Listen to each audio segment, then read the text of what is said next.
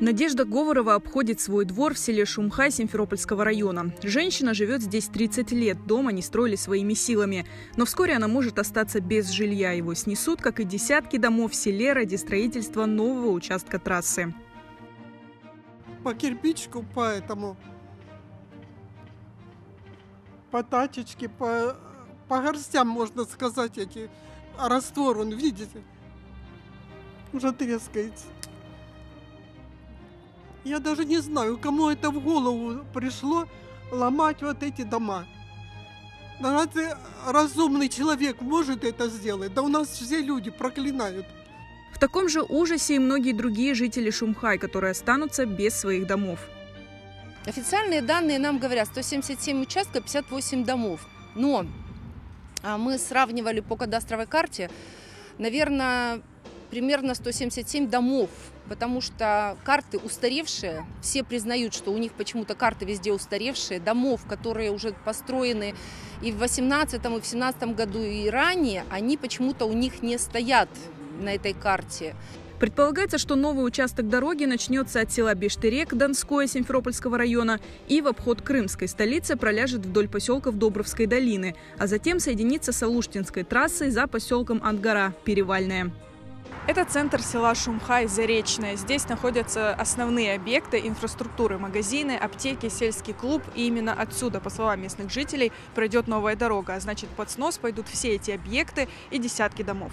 Впервые о том, что трасса пройдет через село, заговорили еще 2 года назад. Жители забили тревогу, но власти тогда поспешили их успокоить. Обещали, что дома сносить не будут.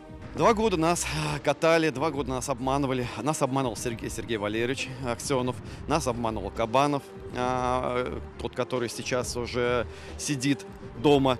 Нас обманывал Литвиненко, председатель нашего поселения, который нам сказал, что если вдруг дорога пойдет по первому варианту, то он напишет заявление, он не сможет работать дальше. Почему были проведены 09 ноября 2020 года публичные слушания?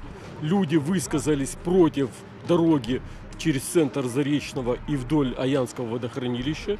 И почему сейчас этот вариант убрали, обратно начали его разрабатывать. Получается, что село делится практически пополам. То есть отделяется эта часть села, левая часть от правого. И получается, что люди как они будут добираться в школу, как они добираться в ФАП новый будут.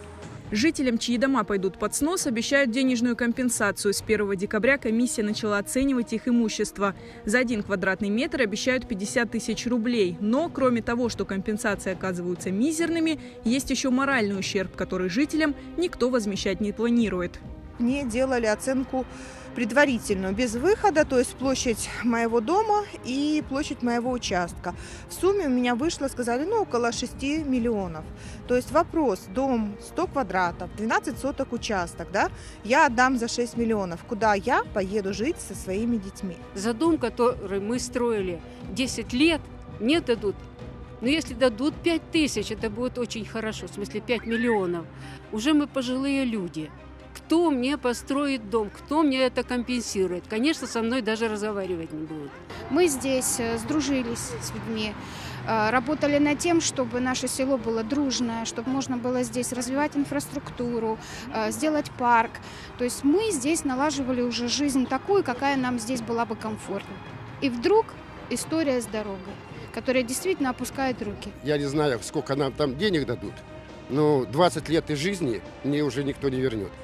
Сколько мне нужно еще жить, чтобы построить дом. Мы привыкли и к соседям, и к этой земле. У меня 85-летняя мать, во-первых. 2 дочки у меня прописаны. Куда их размещать? Я строил дом лично. Каждый камушек положен там моими руками. Пострадают от трассы и те жители, чьи дома не снесут. Село поделится на 2 части и будет отделено от трассы высоким забором. Кроме того, жители беспокоит будущее Аянского водохранилища, вдоль которого пройдет новый участок дороги. Я не попадаю под снос, но моя семья остается жить менее в 100 метрах от данного обхода. Ну, вообще полный бред в третьем поясе от Аянского водохранилища проводить такую высокоскоростную трассу, когда оно является питьевым, и нужно было бы наоборот провести все мероприятия по его охране. А мы с мужем всего год назад приобрели здесь недвижимость, купили дом в ипотеку на 25 лет. У меня теперь мой дом с видом не на горы, не на прекрасную природу, а с видом на забор, который будет ограждать меня якобы от шума. Но опять-таки, так как у меня особенность рельефа такая, что наш дом в низине, это все газовые выхлопные, они будут опускаться к нам обратно. Наш дом, он находится недалеко от дамбы Аянского водохранилища. Этой дамбе более 100 лет уже. У меня просто теперь мой страшный сон, что мы в одну ночь ляжем спать и больше не проснемся. По словам местных жителей, был и другой вариант строительства трассы через военный полигон, но с ним не согласны другие жители села, живущие на противоположной части. Ведь в этом случае под угрозой могут оказаться уже их дома. По словам жителей села Шумхай, на данный момент ни одного подписанного документа и точного проекта строительства трассы они не видели, а власти их просто не слышат. Но люди намерены бороться до конца, чтобы защитить свои дома.